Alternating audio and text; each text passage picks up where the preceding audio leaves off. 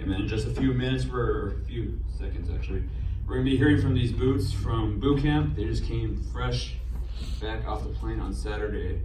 And let me tell you, I went to boot camp for 6 years, and it has a lasting impact. Only if you let it have a lasting impact. Hopefully that is the way with these boots.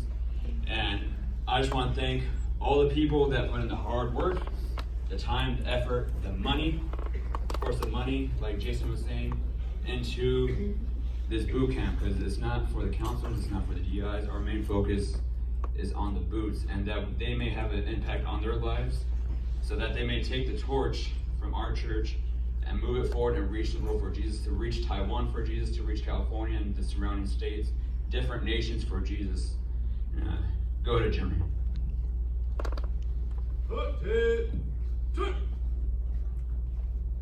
Forward, no.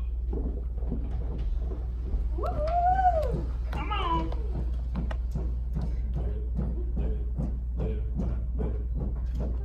Detail. Hook. Left. Face.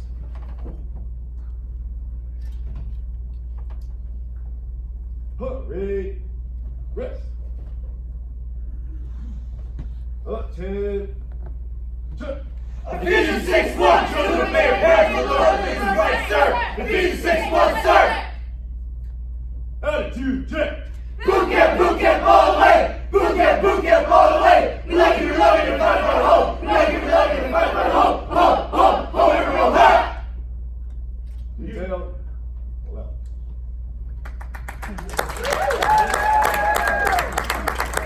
And now to start off the testimonies, we're going to have Haley.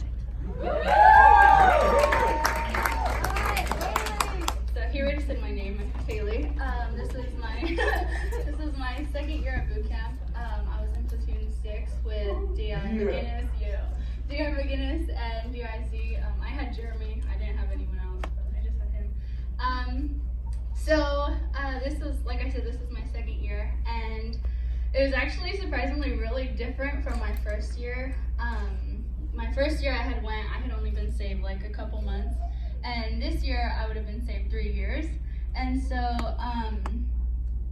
just like the atmosphere was different, and I knew what to expect too, but the first year I went, I was really the girl that like all the other girls were helping out, and like pulling along and like asking to pray for. And this year, I was that girl, I was the one that was going to other girls and, praying with them and encouraging them and lifting them up when I saw them down in our barracks or whatever. And that was really amazing to me, because I got to talk to a couple girls, and I knew that they were going to go home encouraged, because of things that I had told them and things that I had shared with them. And that was just in itself really amazing for me, and that was really awesome. But when we were at the ropes course, I hadn't been talking to by one of the DIs, and so DIZ pulled me aside, and she was like looking me in the eyes, and she started talking to me, and she had told me, I never talked to her, but she looked at me and she said, I can tell you're somebody that really deals with like loneliness. And when she said that, I just like immediately started crying, because it is. And I started explaining to her things I had been going through like before boot camp, and she was like telling me that I reminded her of her son, and how when he was younger, all the kids in his church were like just playing the church game and pretending to be saved and all this stuff, and none of them actually wanted to do something for God, and he was the only one. And how he was just really discouraged and feeling like alone, like he was the only one who wanted to serve God and be on fire and go share the gospel, and that's something that I struggle with, and just feeling alone. And I'm really close to all the little girls, but you can only tell 9-year-olds like a lot, and so I really and we don't have any like older teen girls, and so it's like really hard. But she really encouraged me to not give in to temptation and to stay saved and to stay different and to stay on fire for God, and just encouraged me and told me like I don't have to be like other teenagers, that go back down the mountain and stay the same. I can be on fire for God even if it means I'm alone, even if it means I'm the one that's not with all the other kids and I'm not, involved with, all this stuff, and that was really encouraging for me. And I would just tell all the young ones, well, you guys aren't young, but like the younger teenagers, when you come up here and you say how much God moved in your life and how great this experience was, I would encourage you to live it out after, not just say it up here. You can only do so much. You can raise your hands and all this stuff, and there has to be some action after. There has to be a change in your life after. You can't just come up here and proclaim all this stuff and then go back to school the same way and fall into the same things. Be different and actually change. Don't just play a game or whatever. Like, change and actually live for God and be different and set apart. And so if you haven't went to boot camp, or like if you're like not wanting to go when you're like next year or whatever, I would encourage you to go and really change.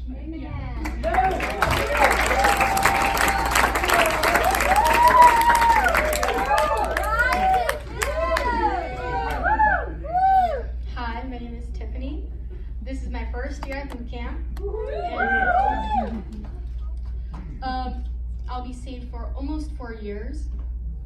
And going to boot camp, of course, I wanted to go for the experience, just to try it out, because a lot of like Haley, she's always telling me how amazing it is and like it can help you. And so I wanted to go because I wanted to experience that. I wanted to experience feeling God's presence with me.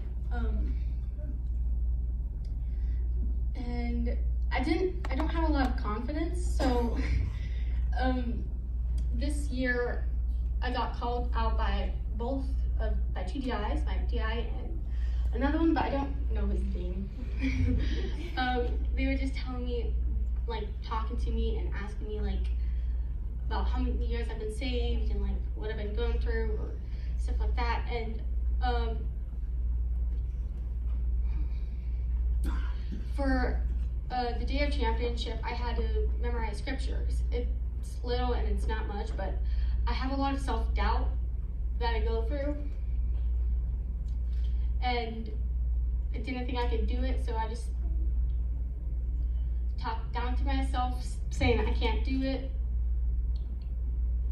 And so I go through that a lot, and I had to face through that. And so this year, even though it wasn't much, it was just memorizing scriptures, it still spoke to me on a spiritual level, because it helped me realize that I can do it, physically and spiritually. If I feel like giving up, I can't do it. I can keep going. I just had to have belief in myself that I can do it, and that God can work in me, and that He's by my side. And I just want to encourage people that if you're nervous about doing something, telling people about the gospel, going to school, and if you're afraid you can't do it, just know that you can. God is there by your side, and with the Holy Spirit on your side, you'll be able to do amazing things if you just believe in yourself. And I just encourage people to go. If you're not really sure, if you're like nervous, go. It's amazing, and I absolutely loved it, and it helped me, especially with all the sermons. There was one sermon about like falling to temptation, and there have been times when I've wondered, like, before when I used to went to school, all my friends did things I didn't do or said things I didn't say, and it made me feel like an outcast. And I wondered, like, what would my friends think if I did that? Would I feel like I belonged? But I didn't do it because I knew it was wrong, and I grew up in a Christian family. And so I just encourage that don't fall into temptation, because it's not worth it. Just stay on fire for Jesus.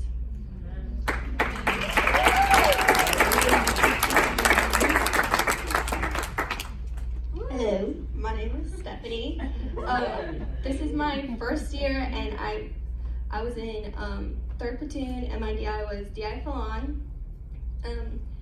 So this boot camp really helped me realize how much I needed Jesus. I needed to include Jesus into my life, because before I was going through some I really felt rejected. So I kept feeling I kept focusing on all my relationships with other people that I didn't even realize that I wasn't focusing on my relationship with Jesus. So this boot camp helped me realize how much more I needed to include him into my life. Every little thing I needed to devote more to him, and that I just needed to stay on fire no matter how discouraged I felt with other people. And after I prayed to him and talked to him, I just felt like a reassurance, a relief, a peace, and like a happiness. And I loved this boot camp because I could really feel the love, and I could see everyone else praising God, and I saw it and I wanted it because I wanted that happiness, and I felt it. And so I'm really glad I got to go this boot camp because it really just opened my eyes. And so yeah, thank you for allowing me to come. If you guys didn't get your enchilada plate, then I wouldn't have been able to come.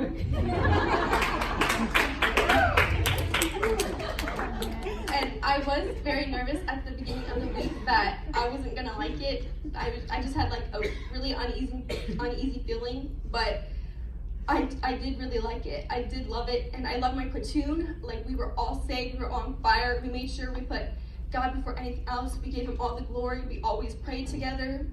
And even though it's my first year, so I don't have many other platoons to compare it to, but I love my platoon this year. And so yeah, that's it.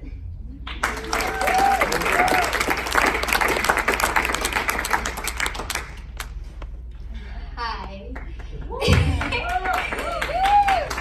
It's my second year, and the first day was hard. A little hard, but the rest of the week was fun. And my platoon was 5th platoon, 1st squad. Isaac was in it with me.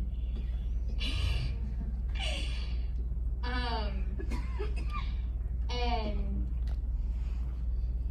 it was last year I had 4th platoon and I was in 2nd squad, I'd say, and the DIs I had this year was DI Gordon and Pergese. And this year was a little bit more funny than last year.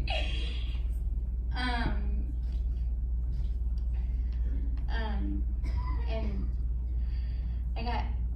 I guess I felt that I got saved on the first day during song service. And it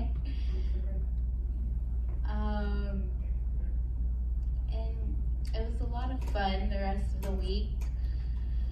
I only got talked to by one DI, I think.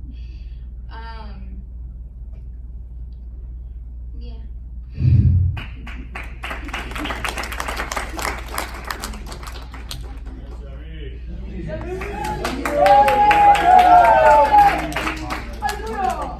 Hello, my name is Samuel.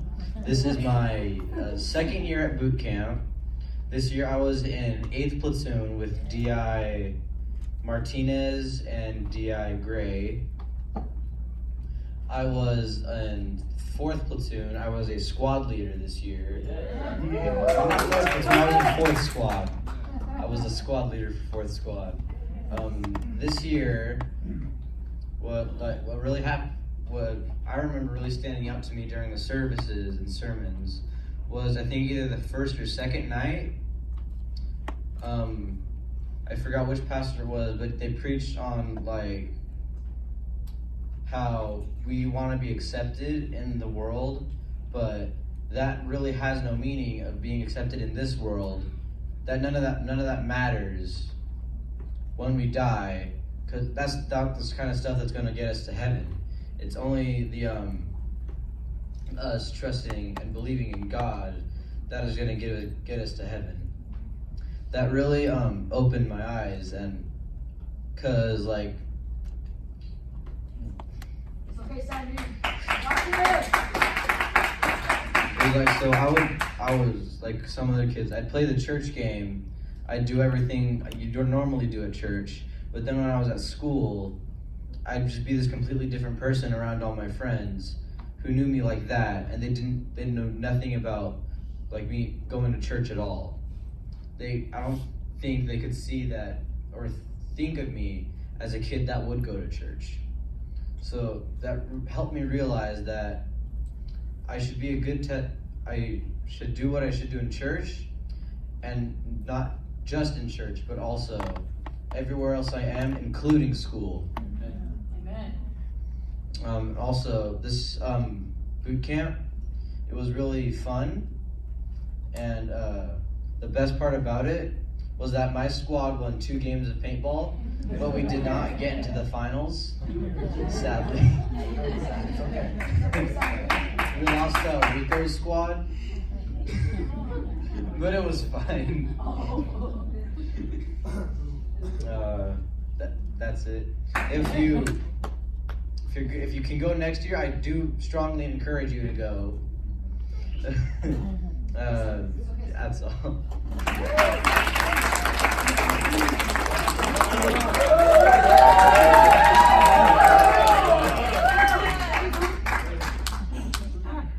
Hi. As you probably know, I'm Caleb, thanks to them. But so this is, I think, my 5th year at boot camp. I honestly, 6th? Okay, 6th apparently. So this is my 6th year at boot camp, I guess. But I keep on saying this every year, but it gets better the more times you go, because you get more used to the exercise part, and because that's, for me, is the worst part, unironically, honestly. And plus, you're getting stronger as you get older, so you'll be able to do push-ups better. Theoretically. And so yeah, I was in 3rd platoon. I was the squad leader the first day, but then the DI learned that I told the DI that I wasn't like saved because I continually went to boot camp and then like immediately backslid. So, but this time I plan on not doing that. I plan on staying safe. I need you all to keep me like to that. I need you all to hold me down. All right? Okay. So, you know what was really weird about this year? My platoon barely went down. That's how I knew God was real. Because usually we go down for the smallest things, and I have no idea why we went like the entire Thursday without like dropping, except for like possibly. So yeah, that was cool. And thanks to my mom going, she now knows what I mean when I say the hill kills everyone. She knows that one specific part of the hill that gives me nightmares. But yeah, the preaching was fun, good. The person who came in the last like 3 sermons preached really cohesive sermons that had all the same theme, that like you were chosen to like do something for God, which I was sort of having problems with, like thinking like, why would anyone want me to do anything? I'm just a dude. There's people who can do what I want, what I do better. But I guess God has a plan for me, apparently. And the rest of the sermons I couldn't really remember, but all I really knew is that I had a really keen feeling of being called out, and which It's okay, get on, you got this. So yeah, the preaching really like struck me. It really talked to me really good, and I got saved the first day, thankfully, and I stayed saved currently. And like I said, I need you all to hold me accountable to that. And well, it was really good, honestly. So We're just rambling now here.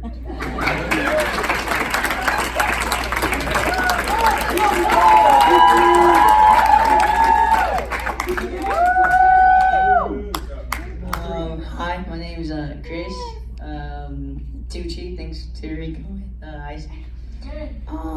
This is my first year going.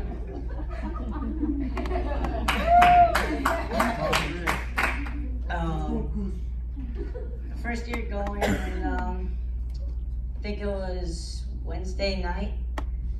Tim Mickens, I think it was, preached about confession, and that really helps me because like I don't really like whenever I get in trouble, first thing that I do is lie, and I don't confess stuff. And then I spoke to like almost all the DIs. I think the only one I didn't get spoken to was DI Flan. I think he was the 3rd platoon. The DIs, they all told me basically the same thing. It's like they spy on you or something because they know everything.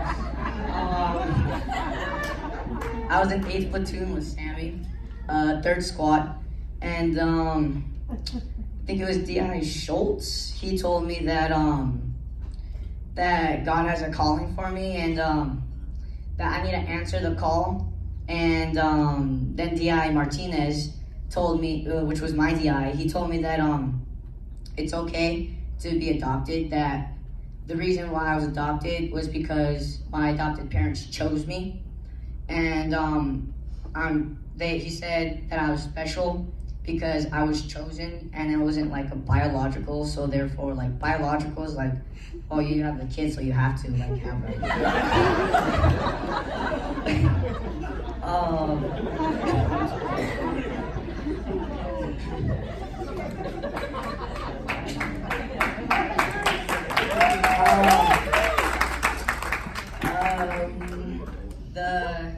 It was Thursday night, or Thursday morning actually. I forget what the pastor's name was, but he basically preached about the calling that we had, and that we need to answer God's call. And then I got to pray with a kid. He was dealing with like suicidal thoughts, and I told him that I had dealt with that too because I felt rejected because my biological mom left me. And then DI Gray, the male DI Gray, talked to me, and he was like, you have any like little siblings or like best friends or nephews, nieces? And I was like, yes sir. And he's like, so are you saved? I was like, it'll be almost 3 months. Actually, yeah, it's 3 months now. August 3rd it was, yesterday. And then, stop laughing.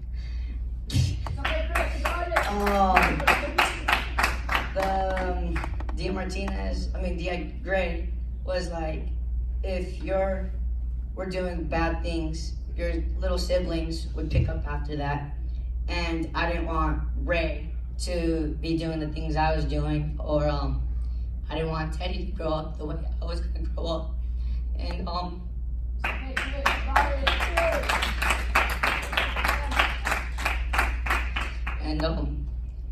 he told me that kids look up to me, and he said that no matter what, my church family, my friends, everybody will love me, and I don't have to try to be accepted into the world, and I don't have to do the things that other kids at school would do, because no matter what, God's with me, and He loves me, and He accepts me just the way I am.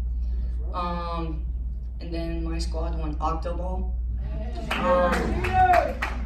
Don't be mad because you guys lost to us.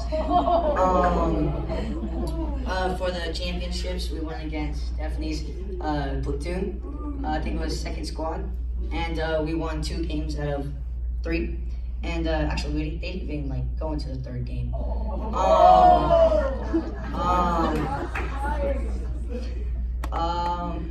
And then it was really cool because like the brotherhood, the church during the night, like Monday night, we went to sleep at the church, and it's like all the guys were there, and it's like you could feel like the brotherhood of them all. Like I was hanging out with my friends from Tucson, and like you could feel that like we love each other, like we're like brothers. And then I had new friends, Efrain Huerta, and then Malachi Hernandez and Nehemiah Malden, and Sammy. He made me like laugh, cause and I almost got in trouble, but luckily I didn't get thrashed at all. And if you haven't gone or you don't want to go next year, Stephanie, I encourage you to go, because it's amazing like what God will do inside your life. And the song service is like amazing. You can feel the presence of God right there. I got refilled with the Holy Ghost Wednesday night, Tuesday or Wednesday night.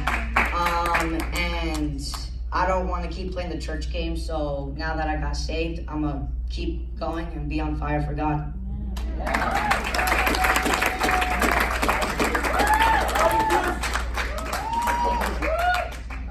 You got this, Isaac, you got this.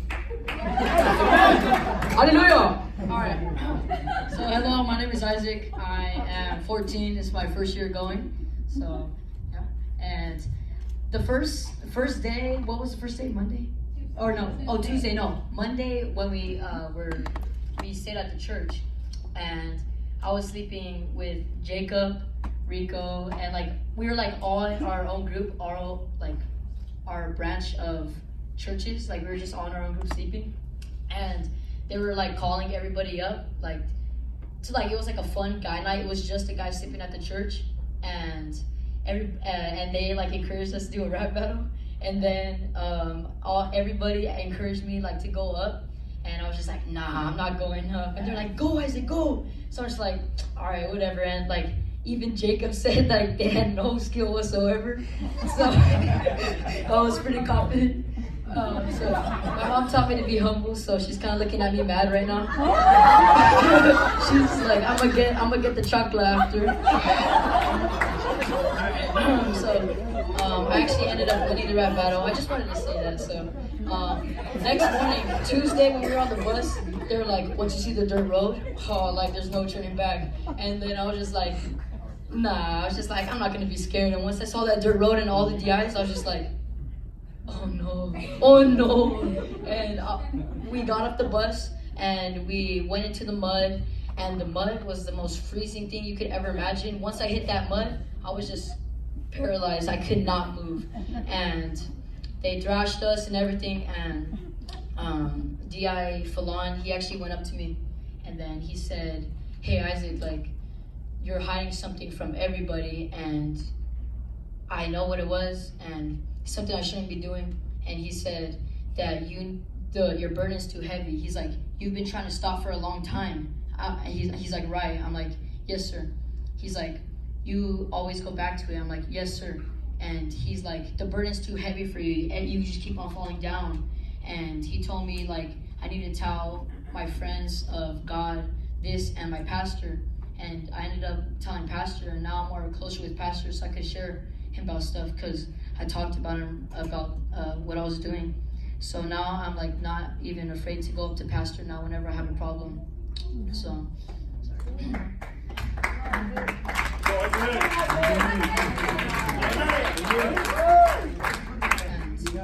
one day when we were going up to Chow, one day when we were going up to Chow, one of the DIs was like, hey boo, and then it wasn't even me, and I just looked behind me. He was seeing who would look, and it was me, and then he made me go up to him, and then he's like, hey boo, why'd you look at me? And then I'm like, because I always look, because it just might be me, sir. He's like, you're looking because you want to be noticed, right?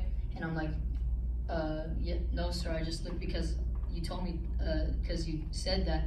And he's like, you want to be accepted, and he said, isn't that right? I'm like, yes sir. He's like, you're always trying to fit in with everybody else and make everybody look cool, and you're putting on a mask. And I'm like, yes sir.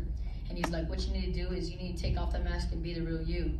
And then that really spoke to me, because that's actually what I was doing. I was trying to be accepted by everybody else, trying to be the cool kid.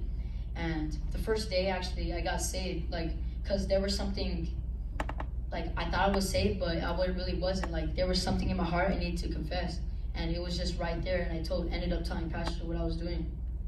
And after that, you just feel so good. And the second night, actually, they asked people to go up and who didn't have the Holy Spirit in them, and then I just wanted to do it all right there during that week of boot camp, and I ended up getting saved, getting filled with the Holy Ghost, and now it's just me and my friends. And I encourage you to go to boot camp, because honestly, you make lifelong friends there, like that are gonna stick with you forever, and you really get closer to the people who ended up going with you, and they're sorry. So I encourage you, if you haven't gone, to go. So there you go. Hallelujah.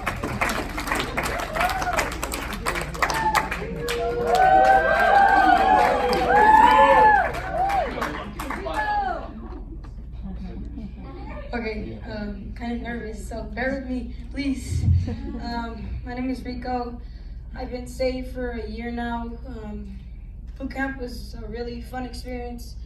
We love God, basically, and the first day was the most hardest day of my life. The most hardest I worked ever. When we got off the bus, we started doing exercises, and they were talking to a kid, and I locked my knees, and I was just out. It was like a life. And I got up and we started doing more drills. We went in the mud. It was so relaxing. It was so amazing in there. I felt like a pig in mud. Oh my gosh. And I think it was the third day. I had DI Gray and I had DI Gooding.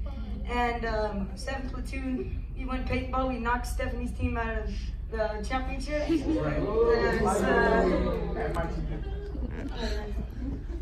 Yeah. Okay. Yeah. Okay. And I think it was the third day. D.I. Gray went up to me and he said, "You need discernment." And I said, "Yes, sir." And he told me that I was like, I was like David, a little man with a big heart. He said he heard a lot of good stuff from me, all the DIs.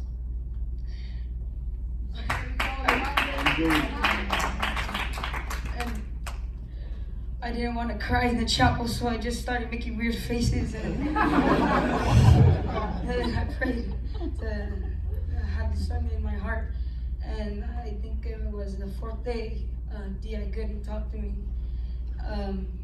He also said the same thing, and then I think it was the same day that D.I. Fallon talked to me. He asked me if I had both of my parents. I said yes. Are they from church? He said yes.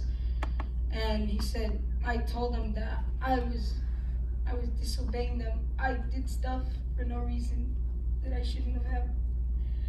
I was rebellious, and I didn't want to listen. I don't know why, but there was just something in my heart aching. I didn't know what it was. And then he asked me, "Do you have a brother?" I was like, "Yes." He asked what age he was. I said 10. He said, "Easy to pick on." I was like, "Yes." And he told me, I'm his brother, and I should be carrying him to becoming a better man and not becoming like me.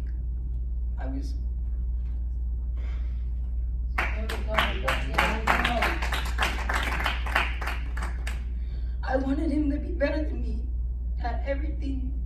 I just wanted him to be a better person.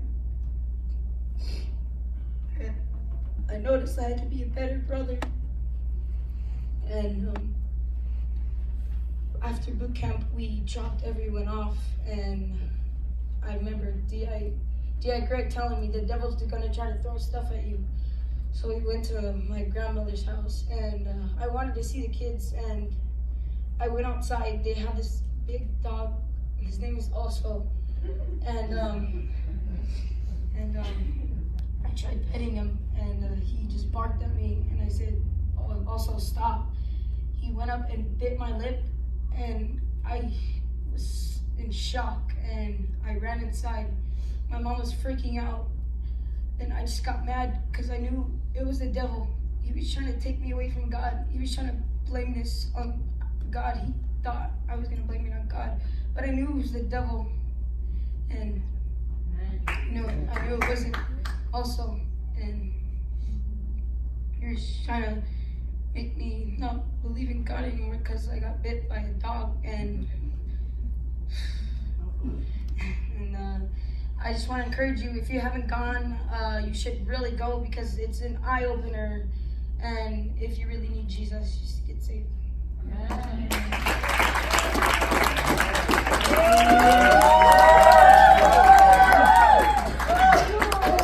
It's gonna be harder not trying to cry because that last one got me.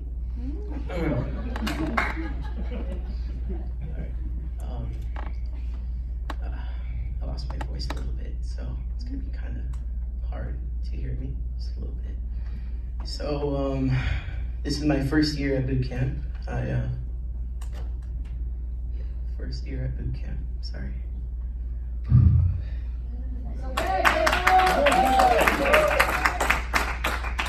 Okay.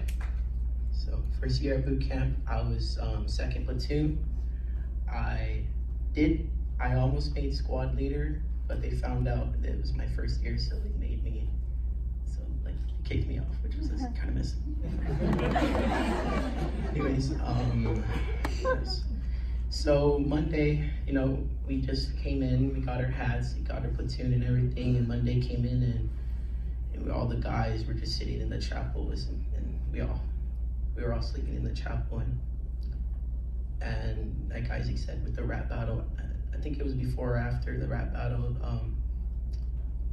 one of the counselors said, who has a testimony here? And a few of us raised our hands, and I was the first testimony. And I gave my testimony, and I said Jeremy's last name wrong, which was kind of messed up. So I gave my testimony, and then Jeremy gave his testimony, and that night I witnessed 7 people get saved.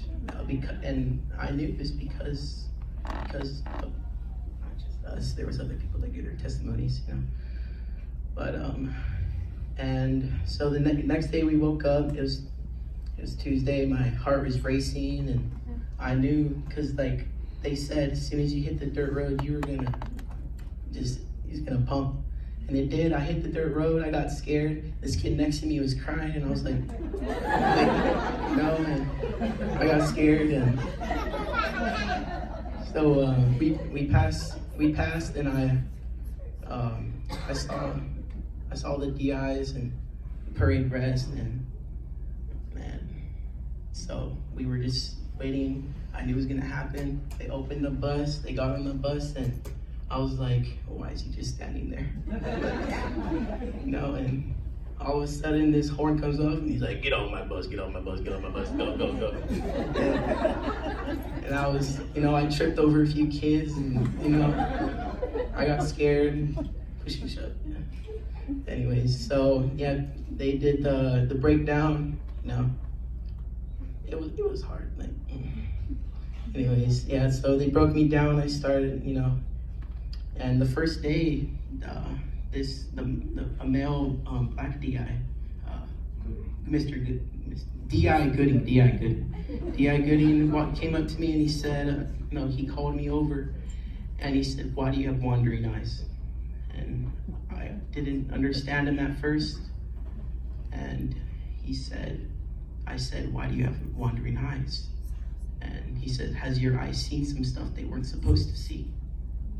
And at first, I thought he was talking about something else, because from my testimony, I thought he was talking about my stepdad, but it wasn't that. It was something personal, and it was a problem, and I always went back to it, and he told me that I have to confess to pastor, and I confessed to Pastor, and like Isaac said, it gave me more confidence to tell Pastor more stuff that I need to tell him.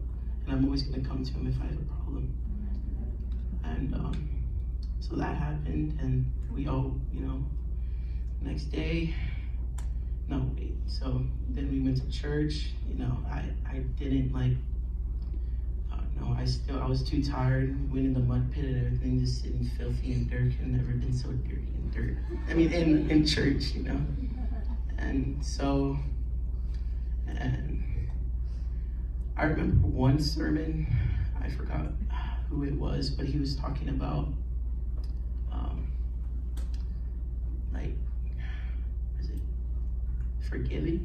forgiving people who've done you wrong, and people you need to forgive them, because you can't move on without. You're not going to make heaven your home if you don't forgive. And there's one in particular person that I just couldn't forgive, and I broke down on the altar, and all the time, always asking God that I need forgiveness. And it was Wednesday that I broke down the most, and I was literally screaming at God, like, I want to forgive, help me. And I asked one of the DIs if I could talk to Connor, because Connor's been there and for me all the time, and I felt like he could help me with it. And Connor was talking to me a little bit how I need to do it. Then he said, go to Pastor.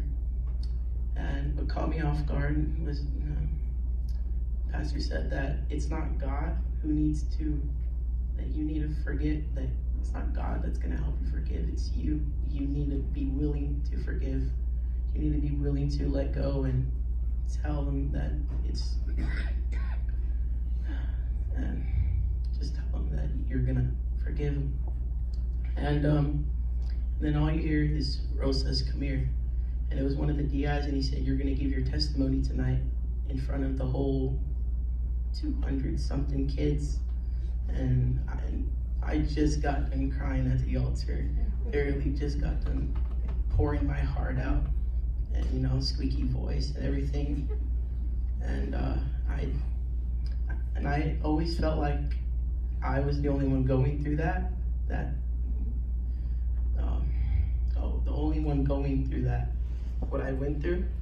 But after I gave my testimony, so many people came up to me and they said that I'm not alone, and that their mom wasn't there, and their dad wasn't there, and they were being abused. They thought of killing themselves and everything, and that moved me. And I embraced Jeremy because I needed someone to hug. So sorry. and there was these two in particular kids from my platoon who were just, they were horrible kids. I'm sorry. They literally just came out of chapel or church and they were still cussing. And I got close to one of them after my testimony. And he was telling me what he was going through. And it was more or less the same thing, just a little bit off. And we were both crying, and I told him that Jesus could help you, because someone like me who went through stuff, someone like me that went through that and is saved and is right now on fire for God. And I prayed the sinner's prayer with him.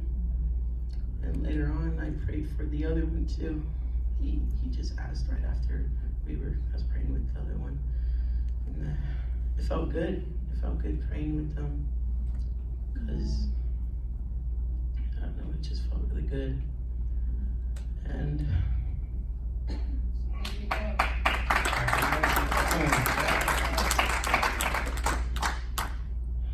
so I just,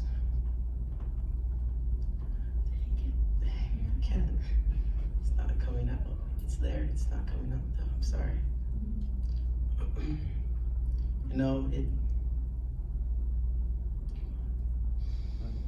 Okay, Jacob, you got this. So the next day we woke up and it was the Day of Champions. And the kid that I just prayed with was still going back at it and still cussing, and he felt he was really sorry. And I just remembered what my aunt told me if I felt like I was gonna backslide. She just said, say the blood of Jesus in your head over and over, and all those bad thoughts were going away. And I told him, and he was saying it, and before we went our ways, leaving, he embraced me and he said, thank you, Rosas. If it wasn't for you, who knows? And it just really touched me. And the whole boot camp touched me. I got filled with the Holy Ghost again. I tried with D.I. Gomez, my here, and I played like I knew it, but because I didn't want to feel like I just prayed for you and you didn't do anything. But I got filled with the Holy Ghost this time. I actually felt it. I got baby dedication. I think this was called baby dedicated. Sorry. And this whole boot camp changed me, and I'm gonna stay fired on God.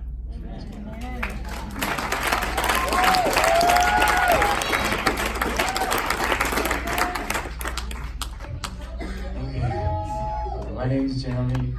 I was 6th platoon with Haley, and the best platoon, obviously. Depending on who you ask. Now I'm gonna try and make it short, Andrew. I'm gonna try. But this was my 3rd year at boot camp, and it was a different year. It was I got challenged on the first day like I've never been challenged before, and I haven't even talked about this yet.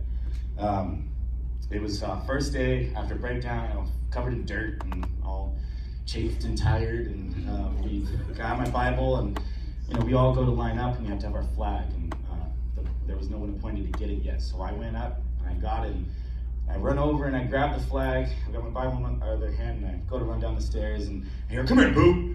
And I was like, "Oh no!" I turn around. He's like, "Yeah, get over here." And so I walked over, and got the senior DI. He's super tall. He's way taller than me. And then DI, what's his name? Your DI. DI Gordon, that's his name. And they're both super tall. I'm at attention. I'm looking at his mouth, so I'm like, this guy's really tall. And they got their chests against me, just both of them. And I'm standing there at the flag, and I was shaking on my boots. He was like, "Do your veins in your neck always pop out like that? Why is your face twitching?" And he started pulling things out of my heart that I did not know were there. And it was the most incredible thing. And I couldn't believe it. He started dealing with anger.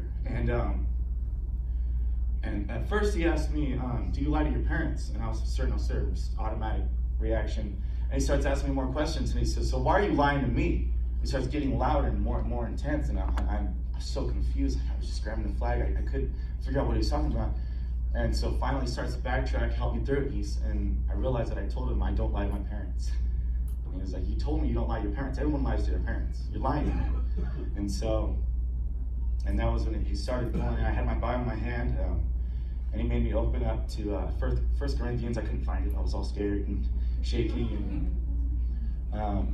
and they started laying into me about putting away childish things and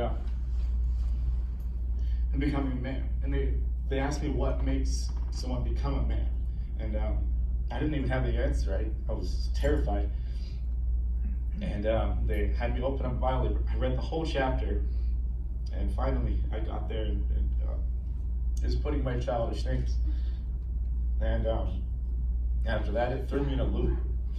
They challenged me and they sent me to chapel.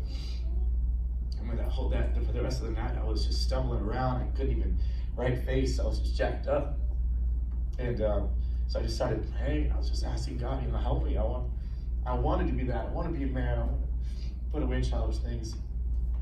And God did. The next day, the next morning, I was praying, and I felt encouraged. I knew it was a challenge, and challenges hurt. And but it's how you take it. So I asked God to just give me that enthusiasm back, give me that, just encourage me, and I did. I felt great the next morning during service. And I started to rise up, and I was like, I'm gonna start now. You know, not tomorrow, not later, today, right now. And I'm gonna put away childish things. I'm gonna be there for the boots. And as it continued, I really wanted to be platoon sergeant this year. And but I realized right in the beginning of the year that wasn't the point this year. The point this year was to help everybody out from the back, to be in the back, to push the kids who can't run anymore, you know, to pray with the kids who got a broken knee, you know, to carry the girl off the field who had a broken leg, to be there in the back, you know, helping. And even a couple kids were like, you know, you should be platoon sergeant. I was like, no, whatever. I'm back here. I'm helping, you know. And I just had this week, I was just so challenged to lead as a servant. And there was this kid, I have to talk about him. His name was, he won the Overcomer Award. His name was Enrique Garcia, which I didn't find out till later because we all called him I Will. That was his name. And it became my motto for the entire platoon because he was a big kid. And I met him on the first day. The DI asked me a little bit about myself, and I told him I lost my mom. And he was like, okay, I have someone that I need you to talk to. And he had lost his mom to cancer. And he actually, just a few months before I did. And so I talked to him, I encouraged him. And he wasn't saved or anything like that. And as the week went on, or actually later that day, he was walking up the hill, and the DI started yelling at me, why are you walking? Everybody's here waiting for you. And so he started making him bear crawl, and he couldn't do it. And he was just saying, I can't do it. He made the mistake, telling the DI I can't do it, and the DI just went off. He was like, don't you dare say that to me, you know, don't. He was just yelling out, your name, you will say I will, you will never say I can't. And that became his name. Is that everyone will call you I will. I will call you I will. You won't answer to Enrique or Garcia. You will answer to I will. And that's what we called him. Most of us didn't know his name. His name was I Will. And for the rest of the week, you know, I connected him. We both lost our moms, you know. And I felt that I needed to be there for him. And so, you know, he was always the last one, you know, in the back of the pack. And so there I was, you know. I'm a runner, I can be in the front, but every time I would stop, you know. That siren would go off, we'd start running, and I remember, no, I need to be in the back. I need to be with I Will. You know, I need to push him because he can't run. And so we did that, and I started to develop that constant mentality of helping, and it became automatic. It became where I didn't think about it, I just did it. And we were doing the O course, and it was the most incredible thing. It's actually in the video, you can't really see it, but he didn't think he could get over this wall. It was a 6.5, 7 foot wall with a net, and he didn't think he'd get over it. And he goes and he's trying, he's got his squad around him, and we're all cheering him on, we're like, you can do it, I will, and he wasn't doing it. And without thinking about it, I just took off running out into the field, and I started pulling him up and pushing him. And then before I knew it, the DI called the rest of the platoon, and all his 40 kids, you know, surrounding him and pushing him, pulling him. He went over the wall, and we got him over. And his attitude changed after that. You know, he had scratches all over his arm, and but he was smiling, and he got saved, I think on Wednesday night. And his attitude changed. He couldn't run up the hill like everybody else could, but he wanted to run up the hill like everybody. He would give his best, and he would fast walk, and just get himself up there. He would sound off when they would call to him, and it touched me. And I wanted the encourager award. I'm not gonna lie. Because at the end of the week, I was like, wait a minute. God spoke to me, and God was like working to me to encourage people. I was like, that'd be cool. That'd be dope if I got the encourager award. I didn't get the encourager award, and I was like, ah, shoot. But after I did get the encourager award, because he came up and he gave me a hug. And no Tom Tech, you know, he's against that.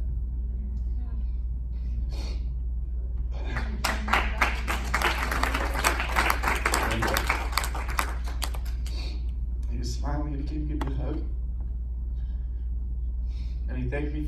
performed the whole week.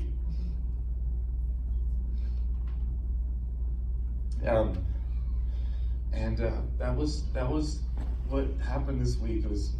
I was challenged. I was challenged like never before.